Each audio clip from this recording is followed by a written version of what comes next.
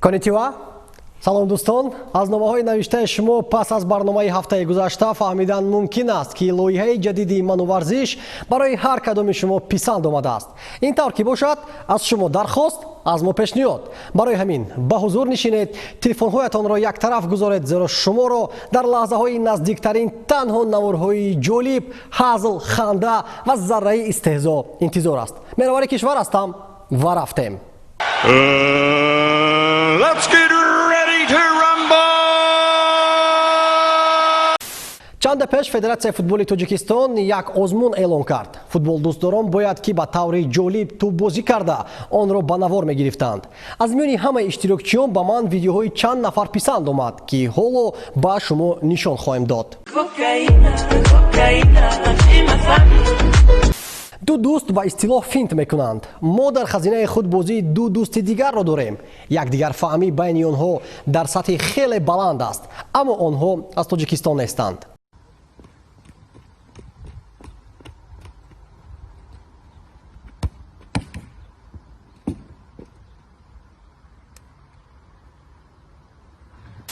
иштирокчии дигари ин озмун бо либосаҳои Пари Сен-Жермен дар тан тӯббозӣ мекунад.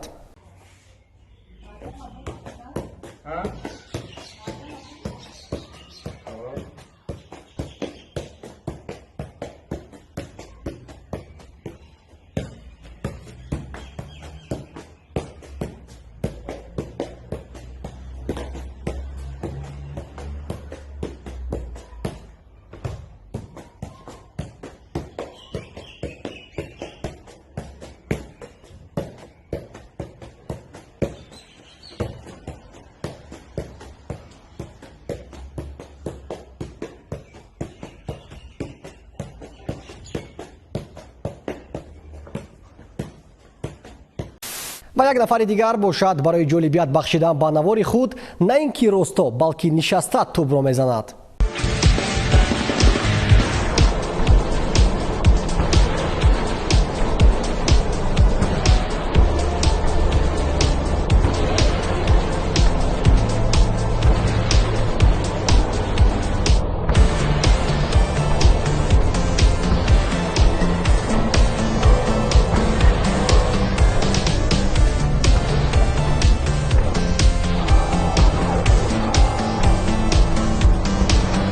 ғолибони озмун аз ҷониби кумитаи тадорукот бо тӯҳфаҳои хотиравӣ қадрдонӣ карда шуданд. Аммо медонед, мо як видеоро дастрас кардем, ки агар муаллифи он мехост дар ин озмун иштирок кунад, ҷои якумро бешубҳа ишғол мекард.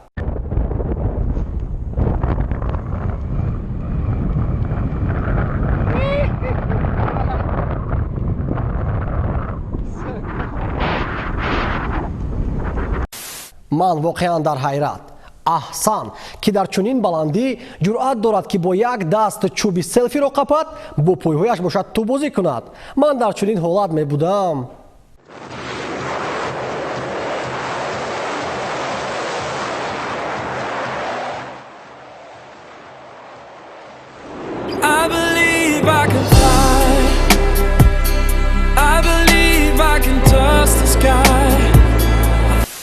футболи калон дигар бора оғоз хоҳад ёфт. Ла Лига 11 июн, Премьер-лигаи Англия 17 ва Серия А 20 июн сар мешаванд.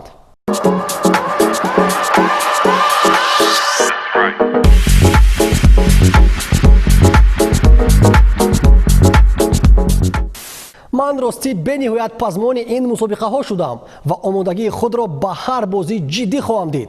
чӣ қадаре ки метавонед хӯроки болаззатро бо худ гиред, дароз кашед ва аз футбол ҳаловат баред. агар хоҳед, як усули аҷиби хобравиро ба шумо нишон диҳем.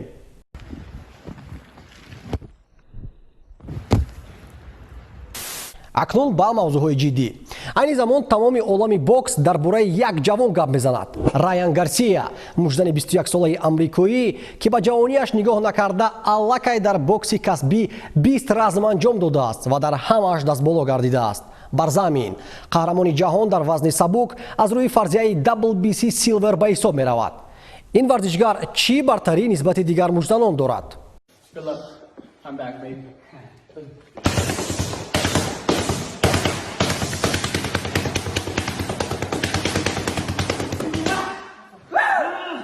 Go!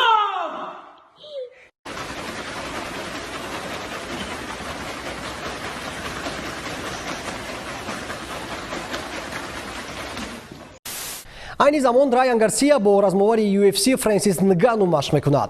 Нгану Райанро чӣ тавр зарбаҳои худро сахттар кардан меомӯзонад, Райан Нгануро бошад чӣ тавр суръати ҳаракат бо дастонро баланд бардоштан. Ана инро дар дипломатия ҳамкориҳои мутақобилан судманд меноманд. аз мавзӯи варзиши размӣ дур намешавем. фикр дорам ки филми «Онгбак» бо иштироки Тони Ҷа ва ҳилаҳои мекардаи ӯро аксарият одамон дидаанд.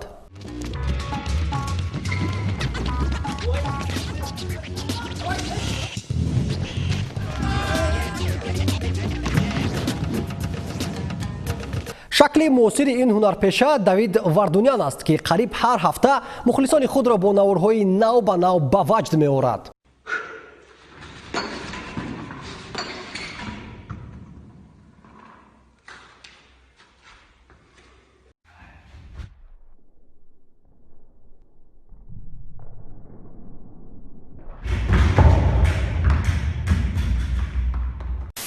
хоҳиш омодагии махсус надошта бошед, чунин амалҳоро иҷро накунед, вагарна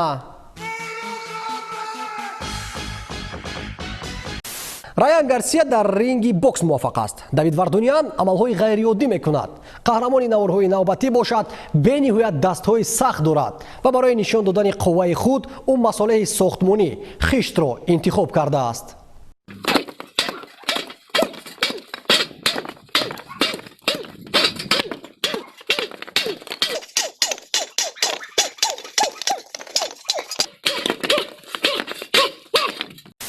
Ист ин қадар ба ту хишт лозим набошад, ба ман равон кун. Мо сохтмон дорем, истифода мебарем. Дар тамоми кӯчаҳо бошад, ман бо нақлҳоям аз ту нобиға месозам. пас аз дидани ин шахс ман низ дар худ як қувваву ҷасорат эҳсос кардам.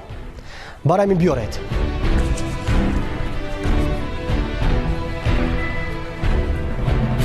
ҳая!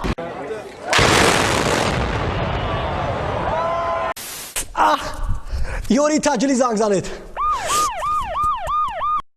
тамом, бас, дигар чунин номаъқулиро нахоҳам кард. барои ба натиҷаи баланд расидан бояд ки заҳмат кашӣ, машқи зиёд кунӣ, аз бисёри чизҳо худро эмин нигоҳ дорӣ. ва ҳастанд нафароне ки аз машқҳои оддӣ қаноат намекунанд ва ба ҷараёни тамринҳо мушкилиҳои зиёдтар илова менамоянд.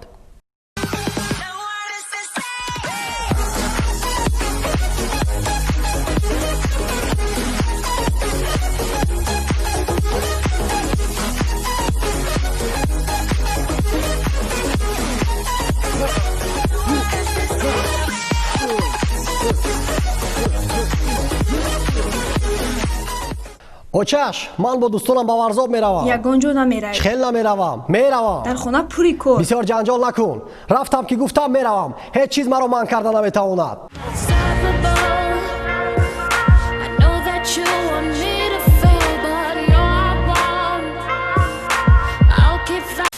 дар хурдӣ вақте дар кӯча барои бозии футбол ба ду даста тақсим мешудем, ба ман ҳеҷ гоҳ омад намекард. ҳайати ман ҳамеша заиф буд. дарвозабонам чунин буд.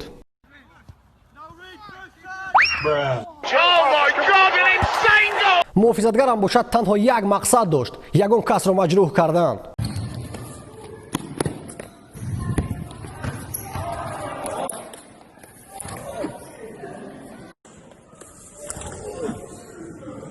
ҳамлаваронам бошад, аз дидани бозии онҳо мехостам зор зор гирья кунам.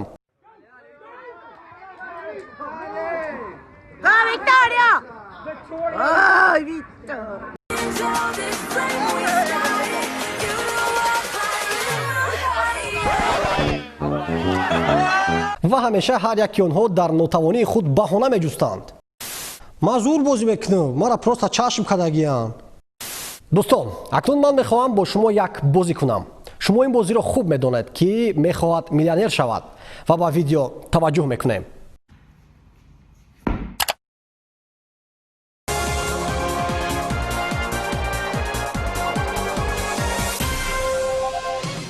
суол барои бурд кардани миллион. дар лаҳзаи навбатӣ чӣ воқеа рух медиҳад? варианти А: метеорит ба замин меафтад. варианти Б: туп парида ба кайҳон меравад. варианти С: туп рост омада ба сари кӯдак мезанад. варианти Д: гап дар бораи чӣ меравад? фикр кардед? ва акнун ҷавоби дуруст.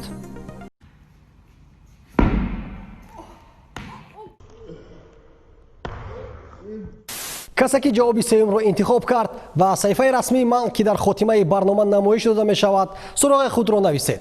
ҳатман миллионро ба шумо ирсол хоҳем кард. миллион чӣ? Инаш аз ман вобастагӣ дорад. дар нашри дуюми барнома ман дар бораи Габи Жезус гуфтам ки ӯро мебояд дар вақти карантин зарбаи 11-метразаниро омӯзад, зеро ӯ аз ҳад зиёд ба иштибоҳ роҳ медиҳад. Касе бурда тавсея маро ба ӯ расондааст.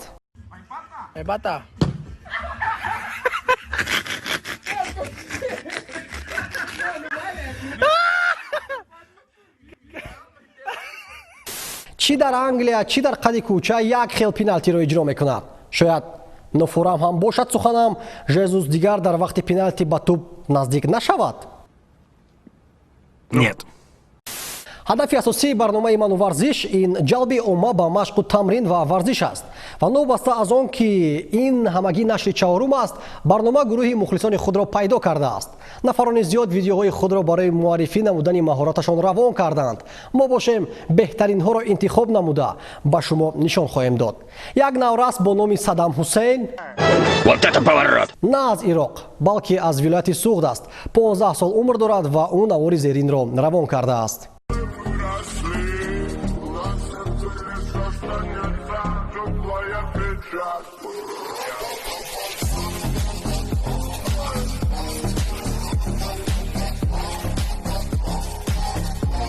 худи ӯ мегӯяд ки хоҳиши зиёди бозӣ кардан дар истиқлол дорад.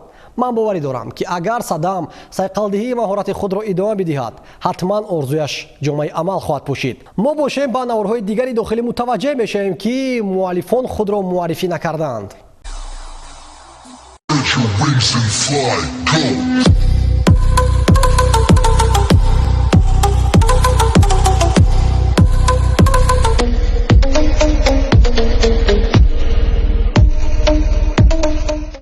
ба муаллифони ҳардуи наврҳо гуфтане дорам. иҷро кардани зарбаи дақиқ ин беҳтарин роҳи нишон додани техникаи худ аст. аммо барое ки видео ҷолибтар шавад, биёед таҷрибаи одамон аз хориҷаро ба шумо нишон диҳем. шумо низ кӯшиш кунед чунин видео ба навор гирифта ба мо равон кунед. мо бошем дар нашрҳои баъдӣ кӯшиш мекунем онҳоро намоиш диҳем.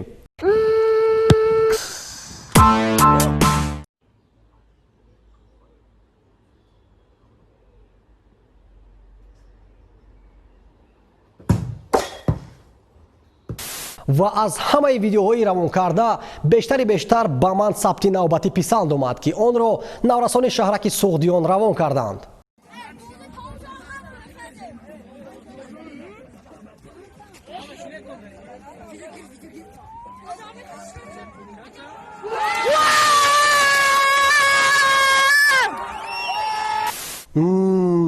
воқеан лаҳзаҳои нотакрор аст.